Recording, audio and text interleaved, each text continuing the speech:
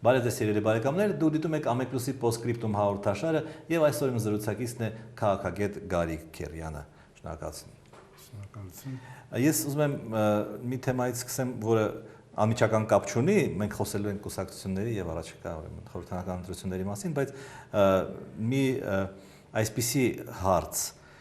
ինչ է նշանակում լինել քաղաքագետ։ Քաղաքագետ երկու իմաստով կարելի է հասկանալ, մարդ, որը զբաղվում է պարզապես քաղաքական գործընթացների վերլուծությամբ իր սեփական տեսակետը արտահայտելով, եւ մեկ այլ հարթությամբ քաղաքագետ գիտական իմաստով ազնվորություն, որը կրթությամբ է քաղաքագետ, որը որոշակի քաղաքագիտական դիսցիպլիների ուրեմն տիրապետում եւ այսպես ասած գիտական հենքի վրա է փորձում երևույթները մեկնաբանել, ոչ թե սիրողական մակարդակով, պարզապես հիմա երբ որ դաշտը շատ բաց է եւ բոլորը կարող են իրենց կարծիքը հայտնել եւ վերլուծական ելույթներով կամ նյութերով հանդես գալ, ցավոք սրտի մեծ քանակությամբ մարդիկ, որոնք կրթությամբ քաղաքագետ չեն, հանդես են գալիս որպես քաղաքական մեկնաբան, վերլուծաբան կամ որպես քաղաքագետ եւ որպես գիտական շրջանակների քաղաքագիտության ներկայացուցիչ ես նման վերլուծությունների մեջ շատ մեծ եւ կոպիտ սխալներ եմ նկատում,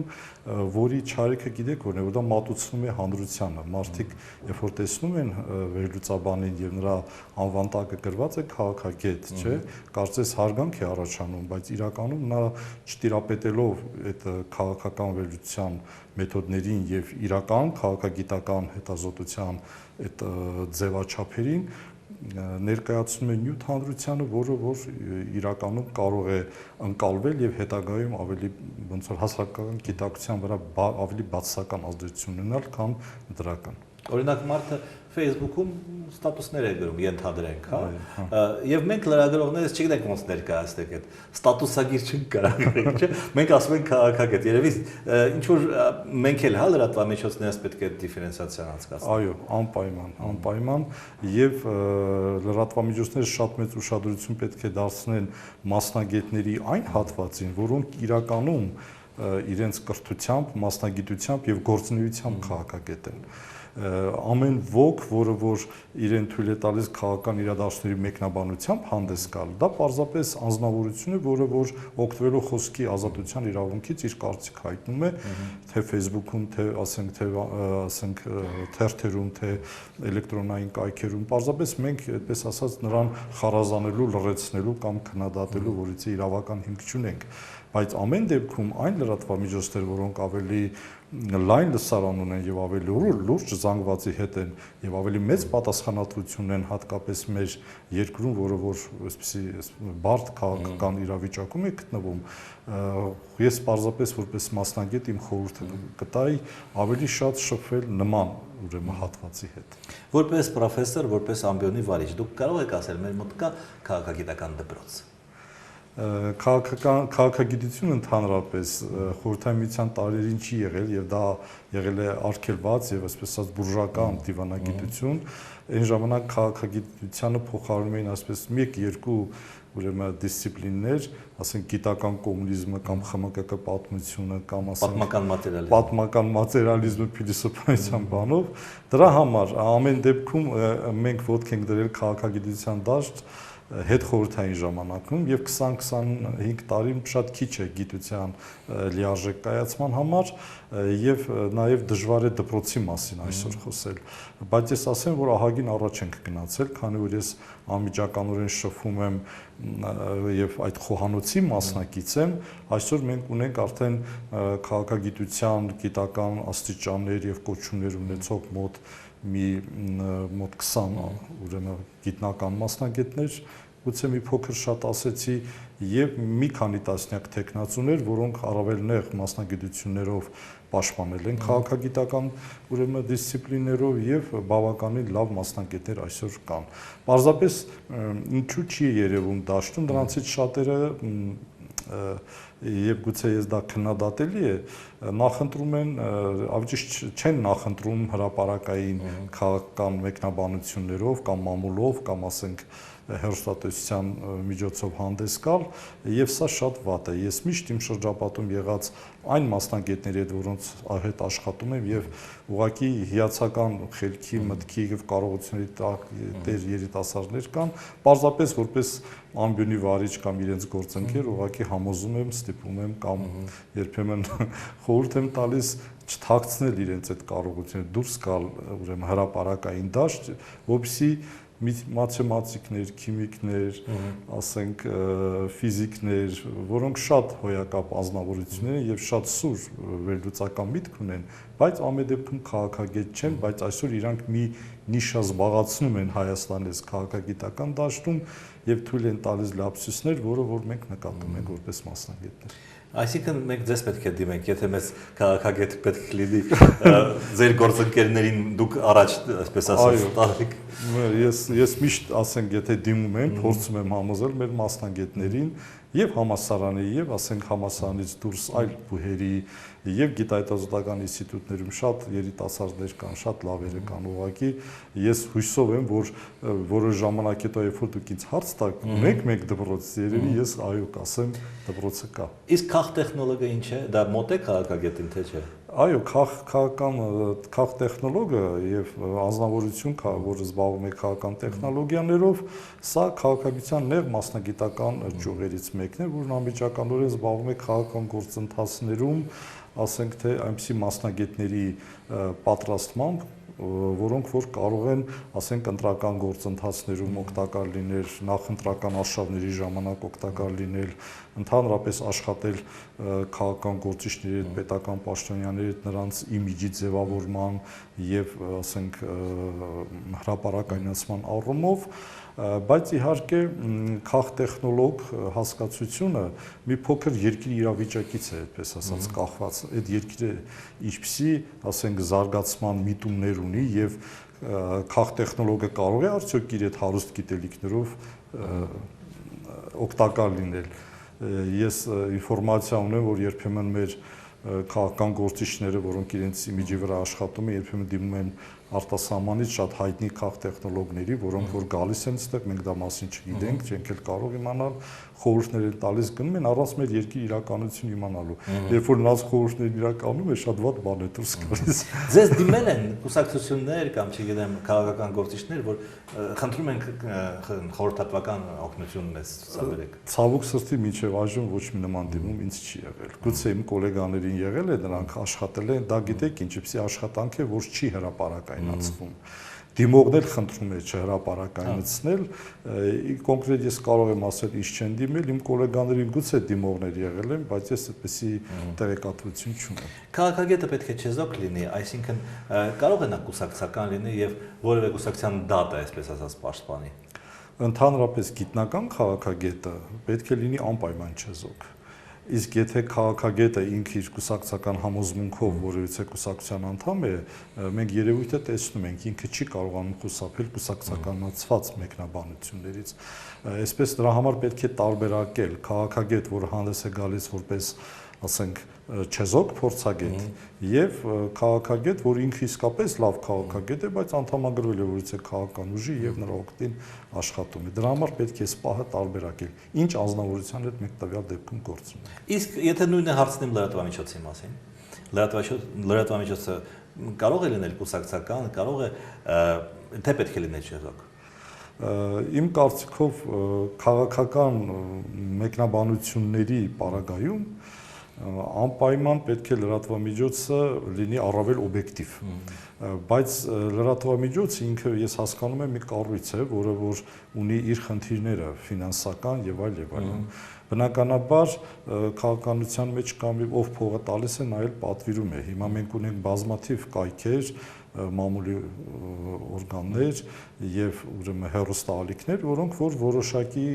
աղբյուրներից են սնվում։ Եվ ինձ համար շատ հասկանալի, ես դա չեմ քննադատում, եթե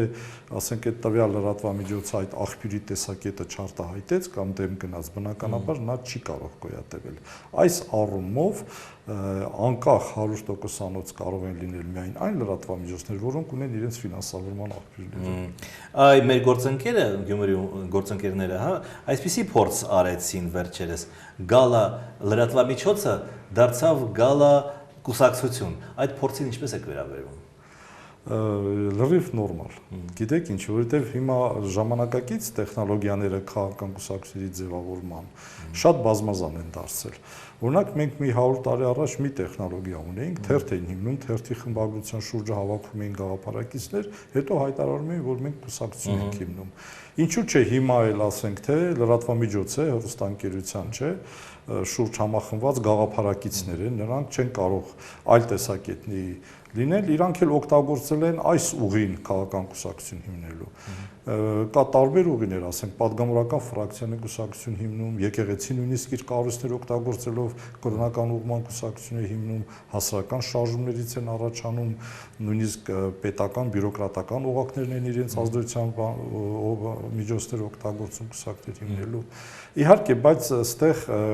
շատ ուրեմն հարցականի տակ է արդյոք նման ձևով իրենք կարող են հետագայում ծավալվել։ Ունեն իրենք, ասենք, լսարան հասկանալի է, լսարանի հետ աշխատել են, ունեն համակիրներ, որը շատ արդյունավետ է հեռուստատեսության առկայության պայմաններում, բայց կարողանան ստեղծել կազմակերպական կառույցներ, քաղաքական կուսակցության կայացման ամենակարևորագույն պայմանը կուսակցական ցանցն է, կառույցների, կազմակերպությունների ցանցն է։ Այդպես միայն համակիր ունենալով, միայն, ասենք թե լսարան ունենալով կուսակցություն չես կարող կառուցել։ Գյումրիում եւ Վանաձորում աշնանը ընտրություններ են տեղի ունենալու եւ նոր համակարգով, այսինքն այն համակարգով, որով Երևանում են տեղի ունեցել, այսինքն կուսակցություններն են մրցելու ոչ թե անձինք, դա դրական երևույթ է համարում ընդհանուր առմամբ։ Այստեղ կա եւ դրականը, եւ բացասականը։ Դրականը որն է, որ այսպես ասած տեղական օլիգարխիկները ավելի քիչ հնարավորություն կունենան ընտրազանգվածի վրա ազդելու եւ մանիպուլյացիաների դիմելու։ Այստեղ կփոքրանա նաև, ասենք, այն նեղ խմբակային շահերի նշանակություն ընտրությունների ժամանակ եւ այն գործիչը, որը իր հետևում ունի կուսակցություն, որոշակի ուղի է անցել, փորձ է անցել եւ այդ կուսակցության գաղափարներն է կիսնում կամ քաղաքական գիծը, པարզ ճակատով իր հետևում ունենալով կուսակցություն կարող է մասնակցել ուրեմն ընտրություններին կամ ավճիշտ կուսակցությունը իր ցուցակի մեջ կարող է այդպիսի ուրեմն անձնավորություններ ներկայացնել։ Սա լավ է, բայց վատը գիտեք որն է, որ ամեն դեպքում տեղական ինքնակառավարման մարմինը իմ կարծիքով որպես մասնագետ պետք է լինի ոչ քաղաքական, որտեղ սա իրականում ինչ է, տնտեսավարող կառույց է։ Ինչով է զբաղվում տեղական ինքնակառավարման մարմինը, ասենք համայնքային գործերով, շինարարությամբ, տնտեսությամբ, բարեկարգմամբ, այստեղ քաղաքականությունը իսկ պետք է զրոյացվի։ Օրինակ տեսեք, մենք մի փոքր հանրապետություն ենք, մի քանի միլիոն բնակչությամբ եւ մեր ընտրությունների այդ աստիճանակարգով չենք զիջում, նույնիսկ անցնում ենք ամենահզոր հարուստ երկրներին։ Տեսեք, համապետական ընտրություններ, ազգային ժողով, համապետական ընտրություններ այսօրվա միջգործող սահմանության նախագահի Հիմա Հայաստանը ըստ էության դարձել է քաղաքապետություն, բնակչության 90-70%-ը կուտակված է Երևանում, Երևանի քաղաքային ընտրություններն են համապետական նշանակություն ձեռք բերել եւ դարձել քաղաքական։ Հիմա էլ դա տանում ենք ուրեմն փոքրիկ քաղաքները եւ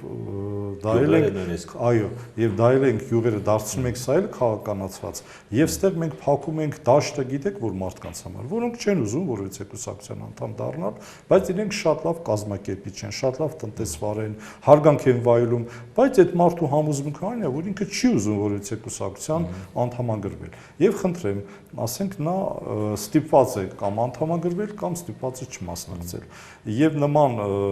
լավ կազմակերպիչ եւ լավ տնտեսավարող մարդիկ, որոնք տեղական բնակչության մեջ հարգանք են վայելում, մենք կարծես նրանց ճանապարհը փակում ենք, ստիպում ենք մտիր կուսակցություն, որ մասնակցես, չմտար, դու չես կարող քո համայնքում կամ քաղաքում դառնալ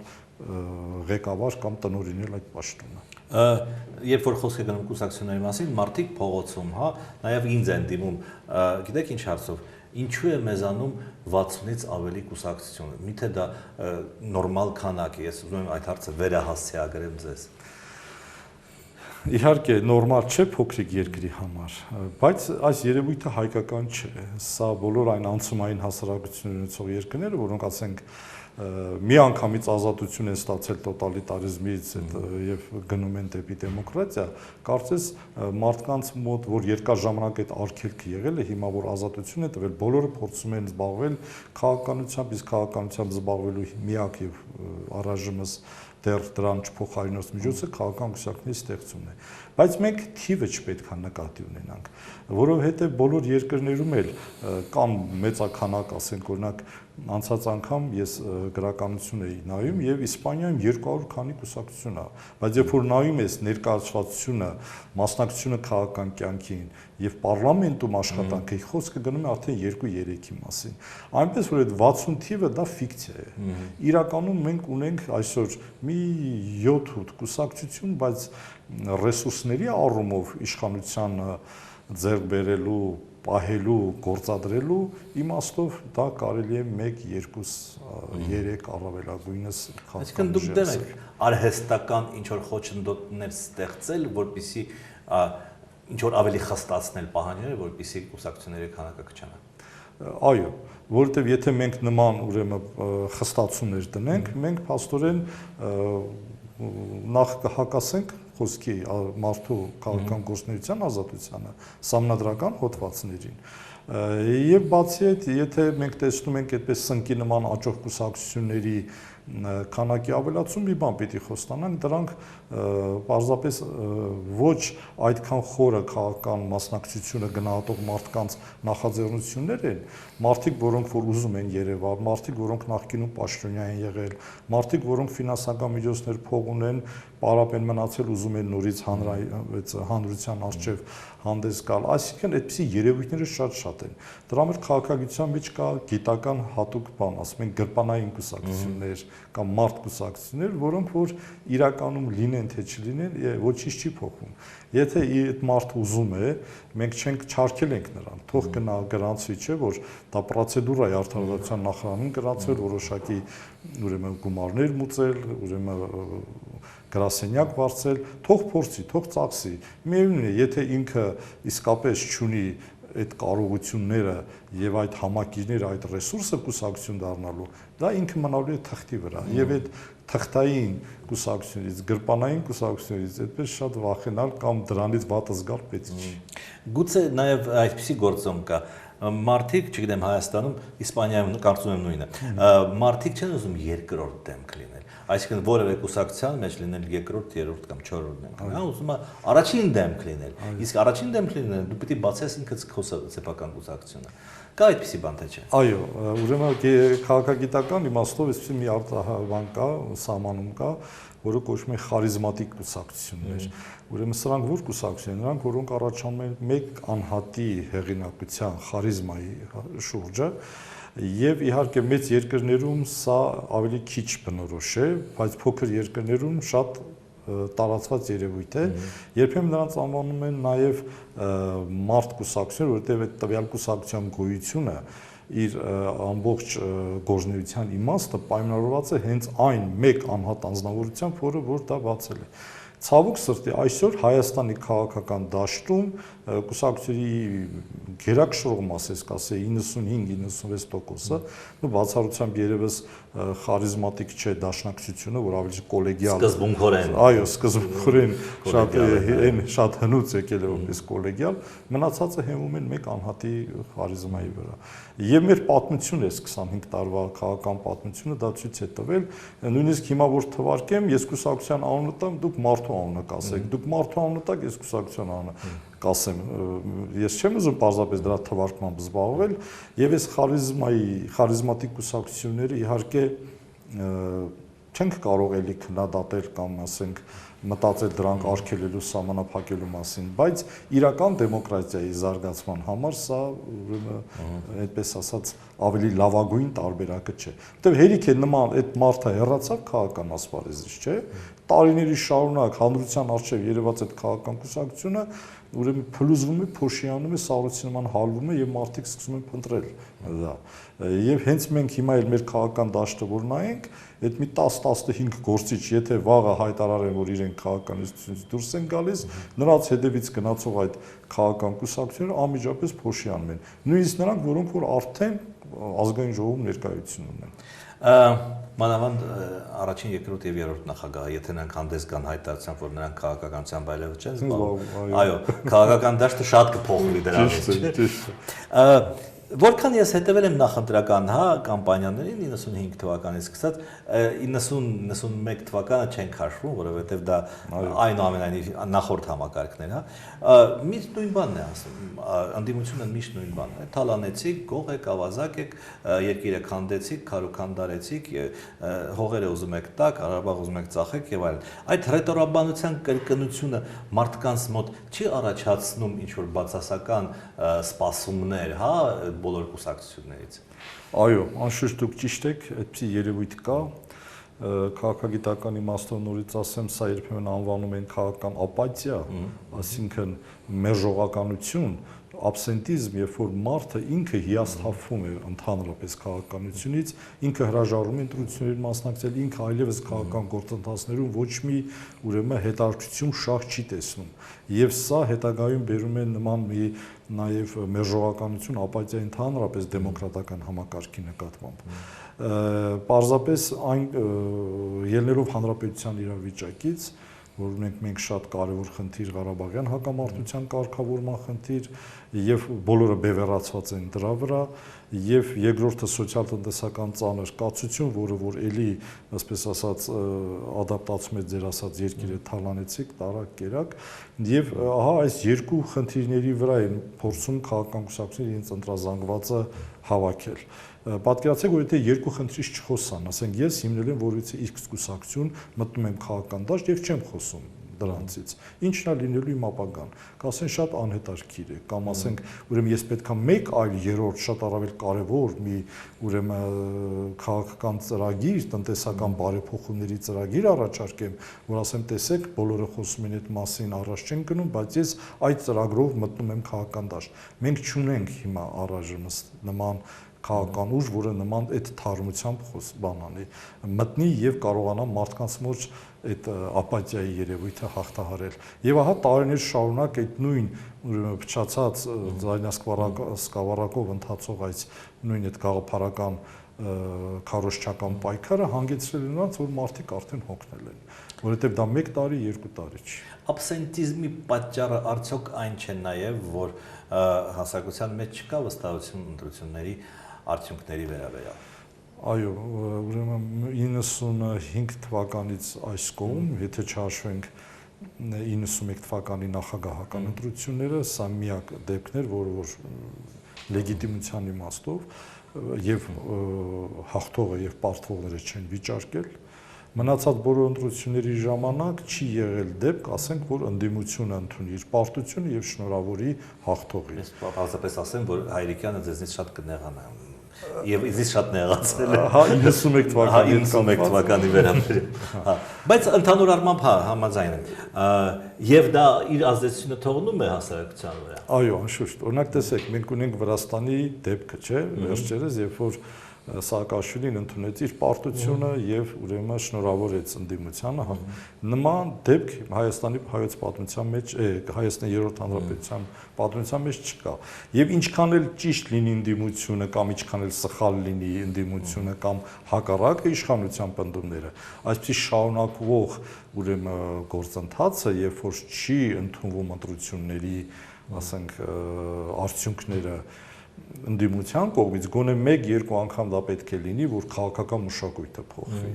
Եվ բնականաբար ինչքան էլ մարդը համոզված լինի, ասենք, որ իշխող կուսակցությունը իսկապես ուժեղ էր, հաղթել է, բայց երբ որ պարտվողը սկսում է իր փաստարկները բերել, սա ինքնին 1 տարվա, 2 տարվա ընթացքում արդեն նույնիսկ այն համոզված մարդու մոտ առաջացնում է որոշակի որակներ։ Հիշենք օրինակ 2013 թվականի կանոնի նախագահական դրությունը, երբ որ Ռաֆի Հովհաննիսյանը վիճարկում էր, չէ՞, հիշում եք նախագահի խոսքը նրան, որ դուք պարոն Հովհաննիսյան հավատում եք, որ դուք հաղթել եք, որ այդքան համոզմունք ասում եք։ Ասենք մի մասը կար, որ ուներ կասկածներ, չէ՞, բայց իսկապես ասենք պարտվող կողմը չկարողացավ հիմնավորել, ասենք, որ իսկապես ինքը հաղթել է։ Եվ ասենք այսպեսի բաները, ոնց որ ասած, երևույթները մարդկանց մոտ ծնում են անվստահությունը եւ դրա համար նաեւ երբ որ մարդ հրաժարվում է գնալ ընտրությունների, երբ որ ինքը նախորդ կարծես ասում է կանխատեսում է ընտրության արդյունքները, երբ որ ինքը չի հավատում եւ այսպես շարունակ։ Սրանք բացասական ազդակներ են, որոնք դեմոկրատական ընդհանուր համակարգին իսկապես գալու են վնասում։ Ապրիլյան պատերազմը իր դրոշը կթողի խորհրդանական կամպանիայի վրա։ Անշուշտ, որովհետև այսօր այն քաղաքական ուժերը, որոնք ծայրահեղ ընդդիմադիր դիրքերից են հանդես գալիս, մենք տեսնում ենք արդեն ուրեմն ապրիլյան պատերազմի արդյունքները շահարկում են ընտրություններից դեռևս 1 տարի առաջ։ Եվ երբ որ գա ընտրություններից 2-3 ամիս եւ իրավիճակը փաստորեն հանգուցալուծման կմոտենա եւ քաղաքական մթնոլորտը կլարվի, իհարկե նրանք որոնք որ այսօրվա իշխանության դեմ են հանդես գալու, նրանք անպայման դա շահարկելու են։ Ինչքանով դա նրանց կհաջողվի, դժվար է ասել, որովհետեւ մենք հավանաբար այս տարվա ընթացքում հակամարտության կարգավորման գործընթացում կունենանք որոշակի փոփոխություններ, որովհետեւ ընդհանուր այսպես երևույթը հետևյալն է եւ Մինսկի խմբի համանախագահ երկրները եւ ասենք Հայաստանի եւ Ադրբեջանի քաղաքական ղեկավարությունը անմիջականորեն ընտրություններից առաջ 2-3 ամիս նրանք պարզապես բանակցային գործընթացում առավել пассив են լինում։ Օրինակ տեսեք Միացյալ Նահանգներում մենք նոյեմբերին ունենք ընտրություններ, մինչև նոյեմբեր ներկա ադրմինիստրացիան ինքը այդպես ոչ մի կտրուկ արտաքին քաղաքական քայլ չի անում։ Ամերիկյան քաղաքական մշակույթի բանն է, որ մի փոքր, ասենք, ապահովել հանդարտությունը, մինչև նոր ադրմինիստրացիան կարողանա ինքը կողմնորոշվել նոր քայլերով եւ արդեն իր քայլերը անել։ Տրամաբանական է այսինքն։ Այո, սա տրամաբանական է, դա ելնում է երկրի ազգային շահերից եւ նրանք գիտեն, որ չի կարելի Հայաստանին կամ Ադրբեջանին ընտրությունից 2-3 ամիս առաջ պարտադրել մի փաստաթուղթ, որը որ կարող է էական դառնալ հենց ընտրության ժամանակ։ Դրա համար, եթե մինչև դեկտեմբեր որոշակի գործընթացներ եղան, որտեղ ասենք թե գործող իշխանությունը դա ընդունեց կամ ավելի ներկայացրեց որպես այս կարգավորման գործընթացում առաջընթաց կամ հաղթանակ, ուրեմն նրա քաղաքարտերը ավելի ուժեղ կլինեն։ Բնականաբար այդ ֆոնի վրա ուրեմն կշահարկվի նաև ապրիլյան պատերազմի կամ այդ ապրիլյան օրերի արդյունքները։ Հնարավոր համարում եք, որ անկայուն իրավիճակ ստեղծի այս ձեր նշած գործոնների պատճառով։ Հայաստանի պարագայում ես չեմ կարծում եւ նույնիսկ համոզված եմ։ Ինչի, որովհետեւ ամեն դեպքում մենք նախորդ 25 տարվա ընթացքում մենք ինչ տեսանք, որ նույնիսկ այն ամենամեծ պորտկումի ժամանակ, դժգոհության ժամանակ ժողովուրդը ցուցաբերեց զսպվածություն, հասկանալով, որ երկիրը պատերազմող երկիր է։ Եվ մենք օրինակ, մենք մեր բոլոր հաղթանակները Ադրբեջանի հանդեպ տարել ենք հենց այն ամիսներին, երբ որ այնտեղ եղել է քաղաքական անկայունություն։ Այնտեղ թե ներքաղաքական բախումներ, նույնիսկ զինված ապստամբության, չէ, Սուրաթ Հուսեյնիևի այդ ապստամբությունը, իշխանափոխությունը, Մութալիբով, մի քանի իշխանափոխություններ, մինչև եկավ Հայր Ալիևը, եւ այս պարագան մեր ժողովրդին մի տեսակ զսպված է դարձրել։ Սա մեր ազգային հոգեբանական կերտվածն է տանել դժվարությունները, կուլ տալ անարդարությունները, որովհետեւ եթե մենք ներսից ինչ որ մի բան անում ենք, բնականաբար սա ամբողջ բանակին, երիտասարդությանը եւ ժողովրդին ենք։ Այս համոզմունքը մեր մեջ արդեն նստած է։ Ժողովրդի մեջ կա իսկ քաղաքական ուժերի բացի թերևս հակից, որովհետեւ Տեր-Պետրոսյանը արդեն հայտարարել է, որ այս վիճակում չի կարելի սրել իրավիճակ, նման ինչ-որ մի բան ասել է։ Մնացած քաղաքական ուժերը։ Մնացած քաղաքական ուժերը ես հիմա դժվարանում եմ ասել իրենք կհասկանան այդ պահի իրավիճակի, ուրեմն ասենք կամ լայնախոհություն կցուցաբերեն, ինչպես Լևոն Տեր-Պետրոսյանն է, բայց եթե նույնիսկ ցուցաբերեն եւ փորձեն ասենք անկայուն իրավիճակ ստեղծեն, ես ասեմ Հայաստանում չկա այդ կրիտիկական զանգվածը կամ այդ ռեսուրսը, որը որ կարող են նրանք ասենք ակտիվացնել եւ անկայունություն ստեղծել։ Դա չկա։ Վերջին հարցը, այնուամենայնիվ սերնդափոխություն մեր մոտ տեղի է ունենում, թե այն մարդիկ, ովքեր 25 տարի երևում են, շարունակում են երևալ։ Այդ սերնդափոխությունը տեղի ունենում, բայց շատ դանդաղ, եւ երբեմն հենց այդ սերնդափոխության ընթացքում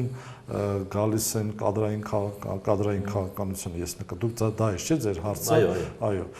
գալիս են երիտասարդներ, որոնք երբեմն իրենց որակական հատկանիշներով ավելի լավը չեն, քան իրենց, ասենք թե հայրերը եւ պապերը, որոնք որ արդեն քաղաքական դաշտում կային։ Դրա համար ես գտնում եմ, որ Հայաստանում երիտասարդությանը քաղաքականության եւ պետական կառավարման մարմիններ տանելու գործընթացը շատ թերի է։ Օրինակ ես անկեղծ ասեմ, ես հիացած եմ Վրաստանի օրինակով, ինչքան երիտասարդներ եւ ինչքան արագ նրանք բերեցին եւ ինչքան մեծ դերակատարում ունեցան երկրի զարգացման։ Եվ ունենում են, հիմա նորից ընտրություններ են աշնանել։ Եվ ունենում են։ Եվ ամոթ չէ, մենք պետք է նաեւ մեր տարածաշրջանում գտնվող մեր մենթալիտետով, մեր ազգային հոգեբանությանը մոտ ժողովուրդ եւ քաղաքական մշակույթի առումով շատ առաջընթաց ունեցող երկիր է։ Ես չեմ ուզում մնացած բաներին, որովհետեւ կան մարդիկ, որոնք Վրաստանի արտաքին քաղաքականությունն են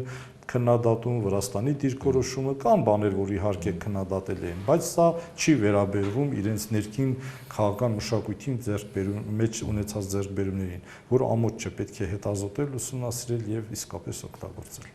Շնորհակալություն։ Ես էլ եմ շնորհակալ հրավերքի համար։ Իմ զրուցակիցն էր քաղաքագետ Գարիկ Քերյանը։ Մենք կանդրենք վաղ, աստեսություն։